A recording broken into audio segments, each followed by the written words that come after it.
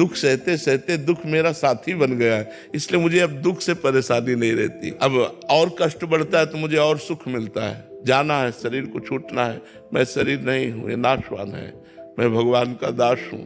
वो अविनाशी स्वरूप हमारा है जो चिदानंद में सेवा में भगवान की जाता है। इसलिए हाँ, पहले दिन हमारे विश्वास को भगवान शंकर ने पुष्ट किया। जब मैं 13 वर्ष का शरीर था तो शाम के माताजी से केवल बताया, पिताजी से तो हिम्मत नहीं थी क्योंकि बहुत कठोर स्वभाव के थे, तो उनसे डर लगता था बात करने में। तो माताजी से कहा कि माताजी हम कल बाबा जी बन जाएंगे।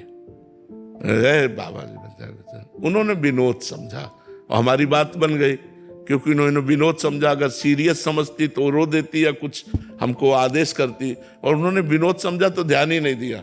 भगवान ने हमारी बात बना दी।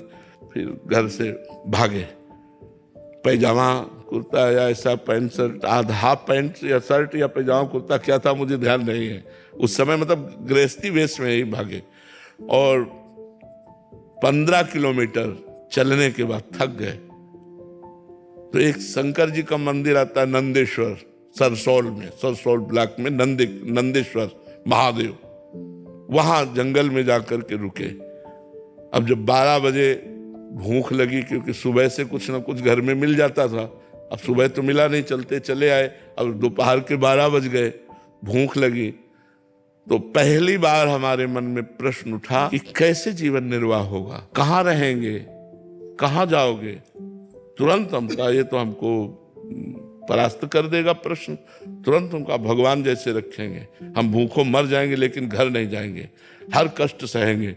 इतने में एक आदमी आ गया, तो कमंडल खोला और 1 लीटर दही होगा, मीठा दही, उनका तुम पी लो, अब हम वापस नहीं ले जाएंगे। उनके लिए लाए थे, वो है नहीं तो आप पी लो, वो संत कहीं चले गए होंगे।